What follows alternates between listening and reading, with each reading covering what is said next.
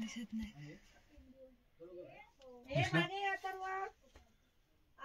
इथं साप असतो. इथे पिंडी आहे. तिथं पिंडीवर साप खया असतो. पिंडी तो पुढे पिंडी आहे पाण्यामध्ये. दिसतोय काय? त्या पाणी गेला आता थोडा राहील. इथं पिंडी पाणी येते. वटवागुळ. अरे थांब, आलो आलो.